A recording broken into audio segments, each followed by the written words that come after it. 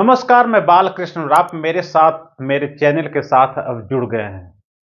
हम बात एक बार फिर पप्पू यादव की करेंगे, क्योंकि कल जो कुछ हुआ प्रेस कॉन्फ्रेंस में, तेजस्वी यादव आए और महागठबंधन इंडिया अलायंस के अखिलेश सिंह और लेफ्ट के कई लीडर बैठे और प्रेस कॉन्फ्रेंस के माध्यम से सीटों का ऐलान कर दिया। 26 9 5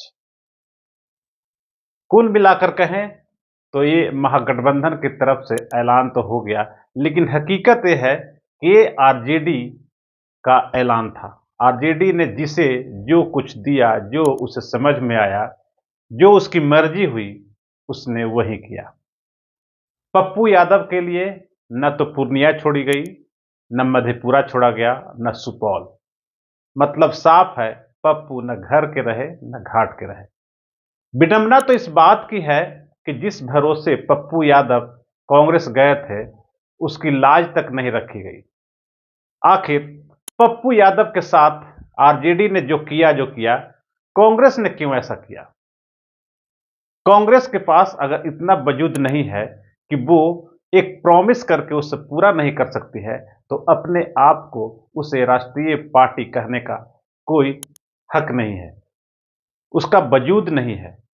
आगे से कोई भी लीडर कांग्रेस पर भरोसा करके उसके न तो उसके पास जाएगी और ना उसमें अपनी पार्टी का विलय करेगी, क्योंकि पप्पू यादव के साथ जो कुछ हुआ, ये बिहार के ही नहीं देश भर में नेताओं के बीच एक मैसेज गया है। कांग्रेस भरोसे के लायक नहीं है। कांग्रेस जिस तरीके से पप्पू यादव के साथ जो हुआ, उसमें सिर्फ लालू यादव दोषी नहीं है, उसमें कांग्रेस लालू यादव से ज्यादा दोषी है। आरजेडी से ज्यादा दोषी अगर कोई है तो कांग्रेस है। प्रेस कॉन्फ्रेंस हुआ और जब मीडिया के सवालों का जवाब देने लगे तेजस्वी यादव, तो उन्होंने साफ तौर पर इनकार कर दिया। कहा कि ये मामला मेरा नहीं है, कांग्रेस जाने कांग्रेस क्या करेगी, कांग्रेस उस सीट से किसको लड़ाएगी, किसे देगी सिंबल, ये उसका मामला है। मतलब कि साफ है। एक कहावत है, हम छोड़िए उस कहावत को हम नहीं कहेंगे, लेकिन सबसे बड़ी विडंबना यह है कि सब कुछ आरजेडी ने किया, सब कुछ लालू यादव ने किया, सब कुछ तेजस्वी यादव ने किया और सीधे सीधे वो मुकर रहे हैं कि हम कुछ नहीं जानते हैं, जो करना है कांग्रेस को। कांग्रेस को तो वो पूरी तरह से फंसा दिए, पहले पप्पू यादव को फंसाए और फिर कांग्रेस पार्टी को फंसा दिए। क्या वास्तविक में राहुल गांधी, सोनिया गांधी, प्रियंका गांधी का कोई वजूद नहीं है, उनके प्रॉमिस का कोई वजूद नहीं है। मल्लिकार्जुन खड़गे जो कांग्रेस के सर्वे सर्वा हैं, राष्ट्रीय अध्यक्ष हैं, क्या उनका दिया गया वचन, बयान जो कहिए, क्या उसका कोई वजूद नहीं है? क्या आज से कोई नेता कांग्रेस के पास ये जाकर कहेगा कि क्या हमें ये सीट आप देंगे, प्रॉमिस करते हैं तो हम आपके पास आते हैं, हम अपनी पार्टी का विलय करते हैं? क्या अब किसी को भरोसा होगा उस कांग्रेस पार्टी पे? मतलब साफ है कि कांग्रेस, कहा जाता था पहले तो कहा जाता था, लेकिन इस बार दिखा कि कांग्रेस पार्टी ने अपने आप को लालू यादव के सामने गिरवी रख दिया है। सबसे बड़ी बात यह है कि जो सीटें कांग्रेस को दी गई, वहां उसे उम्मीदवार भी नहीं मिल रहा है, जिस पे कांग्रेस ने तैयारी शुरू की थी। जिन 9 सीटों पर एक भी सीट उसे नहीं मिली। कुछ एक सीट मिली है, कटिहार मिली है, भागलपुर मिली है, लेकिन बाकी जो सीट दी गई है, क्या उस सीट पे कांग्रेस ये दावा कर सकती है कि वो चुनाव जीत जाएगी? मीरा कुमार जो साफ इनकार कर चुकी है, वो सीट दी गई। भागलपुर खैर अजीत शर्मा जो कांग्रेस लीडर हैं, हालांकि लालू यादव का दबाव था कि नेहा शर्मा जो हैं, हीरोइन जो हैं अजीत शर्मा की बेटी, वो लड़े, लेकिन नेहा ने साफ साफ इनकार कर दिया कि अभी हमें राजनीति में नहीं आना है, अभी वो फिल्मी कैरियर ही बनाएगी। कटिहार में तारिक अनवर, लेकिन सबसे बड़ी बात है, बाकी सब सीटों का जो हम चर्चा करें, लेकिन सबसे बड़ी बात है कि पप्पू यादव के साथ ये क्या कुछ हो गया। लेकिन अभी भी पप्पू यादव ने ताल ठोक रखी है और डंके की चोट पर वो कह रहे हैं कि हम पूर्णिया से लड़ेंगे। पूर्णिया से वो खुद लड़ेंगे, हमने कल बताया था आपको। पूर्णिया से वो खुद लड़ेंगे या फिर सार्थक रंजन को लड़ाएंगे, मधेपुरा से लड़ेंगे या सुपौल से लड़ेंगे, वो अलग बात है। लेकिन सार्थक रंजन को लड़ाएंगे या फिर खुद लड़ेंगे, निर्दलीय लड़ेंगे या क्या करेंगे? निर्दलीय लड़ेंगे तो कांग्रेस पार्टी रखेगी नहीं रखेगी, ये भी बहुत बड़ा सवाल है। लेकिन उन्होंने जिस तरीके से ताल ठोका है और जिस तरीके से प्रेस कॉन्फ्रेंस आरजेडी का हुआ, महागठबंधन का हुआ, और उसके बाद पूर्णिया में जिस तरीके से लोगों ने हंगामा किया, उनके समर्थकों ने हंगामा किया, यादव समाज, यादव वर्ग के लोगों ने हंगामा किया, साफ तौर पर लालू विरोधी नारे लगाए गए, पप्पू यादव जिंदाबाद के नारे लगाए गए और कहा गया कि पप्पू यादव के साथ धोखा हुआ है, पूर्णिया के लोगों के साथ धोखा हुआ है, उनके मनोबल को तोड़ा गया है, ये बर्दाश्त नहीं करेंगे। बीमा भारती को किसी भी कीमत पर वोट नहीं देंगे। साफ तौर पर वहां के लोग, कई लोगों का स्टेटमेंट आया है कि उन्होंने साफ तौर पर कहा है कि हम बीमा भारती को नहीं जानते। बीमा भारती और पप्पू यादव में आसमान जमीन का अंतर है। तो इस परिस्थिति में क्या होगा? 4 अप्रैल को पप्पू यादव ने घोषणा कर रखी कि कांग्रेस के झंडे तले वो हो सकता है नॉमिनेशन भी फाइल करे। जिस तरह की बात साफ साफ नहीं बोले, लेकिन उन्होंने जिस तरीके का शब्दों का इस्तेमाल किया, उन्होंने साफ तौर पर इशारा था कि वो 4 को नॉमिनेशन कर सकते हैं। फ्रेंडली फाइट की बात आ सकती है।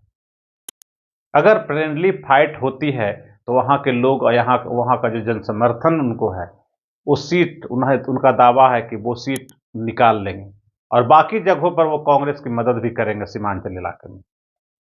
लेकिन सबसे बड़ी बात यह है कि क्या पप्पू यादव वाकई में पूर्णिया से फाइट करेंगे, कांग्रेस से बगावत करेंगे, सार्थक रंजन को उतारेंगे? ये सबसे बड़ा सवाल है। प्रेस कॉन्फ्रेंस के बाद तेजस्वी यादव ने जिस तरीके से मीडिया से बात की, जिस तरीके से पप्पू यादव को नजरअंदाज किया, ये अपने आप में बहुत बड़ा सवाल है। सबसे बड़ी बात है कि कांग्रेस की जो सीटें जो दी गई है, उन सीटों पर भी उम्मीद नहीं है कि कांग्रेस पार्टी कितने सीटों पर जीत दर्ज करेगी। पटना सिटी जो हमेशा हारती रही है, वो सीटों से दी गई है। इसके अलावे और भी कई सीटें हैं, महाराजगंज दी गई है। किस तरीके से दी गई है? समस्तीपुर दी गई है, जहां से चिराग पासवान ने अशोक चौधरी की जो मंत्री हैं उनके बेटी को, वहां शांभवी चौधरी को वहां से उम्मीदवार बनाया है। तो जो टफ सीटें हैं, जहां से कांग्रेस को जीतने की कोई उम्मीद नहीं है, उन सीटों को दिया गया है। और जिस तरीके से सासाराम में मीरा कुमार ने इनकार कर दिया, वहां कैंडिडेट नहीं मिल रहा, जिन सीटों पर लालू यादव को, आरजेडी को कैंडिडेट नहीं मिल रहा था, उन सारे सीटों को कांग्रेस के हवाले कर दिया। तो आखिर मंशा क्या है लालू यादव की? क्या इंडिया गठबंधन को वो हराना चाहते हैं? पप्पू यादव के साथ जिस तरीके की बात हुई, क्या वास्तविक में इसका मैसेज पूरे बिहार में नहीं गया? जितने भी नेता आगे से कांग्रेस के साथ जाना चाहेंगे, वो भी अब अपना कदम पीछे रोक लेंगे। ऐसी स्थिति में पप्पू यादव क्या करेंगे? सबसे बड़ी बात यह है, एक नई बात आज आई सामने, कल की बात हम बोल रहे हैं कि उन्होंने चुनाव आयोग को अपने स्टार प्रचारकों की लिस्ट सौंप दी है। स्टार प्रचारकों की लिस्ट सौंपी है, इसका मतलब है कि पप्पू यादव अपने पुराने जो जनाधिकार पार्टी, उस पे भी उम्मीदवार खड़ा कर सकते हैं। बाकी जो सीटें अभी बची है, अगर उम्मीदवार खड़े कर देते हैं कुछ एक सीटों पर भी, पूरे बिहार स्तर में 10-20 जितने भी सीटों पर, तो उसका खामियाजा कौन भुगतेगा? उसका खामियाजा महागठबंधन के लोग भुगतेंगे, इंडिया अलायंस भुगतेगी। और कहीं ना कहीं एनडीए चाहती है कि वोट का बिखराव हो कांग्रेस और बाकी दलों के बीच में, महागठबंधन और इंडिया अलायंस के बीच में, कि वो मोदी अमित शाह का जो नारा है अब की बार 400 पार, वो उस आंकड़े को छू ले। तो ऐसी स्थिति में इसकी जिम्मेवारी किस पर होगी? क्या लालू यादव पे नहीं होगी? क्या कांग्रेस पे नहीं होगी? कि सिर्फ पप्पू यादव पर होगी? अगर पप्पू यादव बगावत अगर करते हैं और वो पूर्णिया से लड़ते हैं, फ्रेंडली फाइट होती है, अगर सीट निकल जाती है तो ठीक है, वो कांग्रेस कोई फायदा करेगा, कर सकता है। लेकिन अगर वो सीट नहीं निकलती है और बाकी सीटों पर भी अगर इसका बुरा असर होता है, तो इसके लिए जिम्मेवार कौन होगा? देखने वाली बात यह होगी कि अब 4 अप्रैल को पप्पू यादव जो ऐलान किए हैं, क्या वास्तविक में पप्पू यादव पूर्णिया से चुनाव लड़ते हैं, पूर्णिया से नॉमिनेशन फाइल करते हैं? क्योंकि जिस तरीके से मधेपुरा और सुपौल की सीटें भी कांग्रेस को नहीं दी गई है, उसके बाद पप्पू यादव और आग बबूला हो गए हैं। और महागठबंधन और इंडिया अलायंस के प्रेस कॉन्फ्रेंस के बाद उन्होंने साफ शब्दों में अपनी बात दोहराई कि उन्होंने पहले भी कहा था कि मरना पसंद करेंगे, दुनिया छोड़ना पसंद करेंगे, न तो कांग्रेस छोड़ेंगे और न पूर्णिया छोड़ेंगे। और इस बात को एक बार फिर उन्होंने दोहरा दिए। तो ऐसी स्थिति में यह कहना गैर वाजिब नहीं होगा कि इंडिया अलायंस के लिए बिहार में खतरे की घंटी है, महागठबंधन के लिए खतरे की घंटी है। और जो अभी जीरो में लालू यादव हैं, जो महागठबंधन का जो स्थिति है, जो इंडिया अलायंस का स्थिति है, कहीं फिर से दोबारा वही स्थिति ना आ जाए। जो मंसूबे पाल रखे हैं कांग्रेस के लोगों ने कि मोदी को रोकना है, प्रधानमंत्री बनने से रोकना है, क्या इस तरह की अगर बातें, बिहार में सबसे ज़्यादा सीटें हैं, उत्तर प्रदेश में सबसे ज़्यादा सीटें हैं, उसके बाद महाराष्ट्र में सबसे ज़्यादा स्थिति है, बिहार बहुत बड़ा फैक्टर है।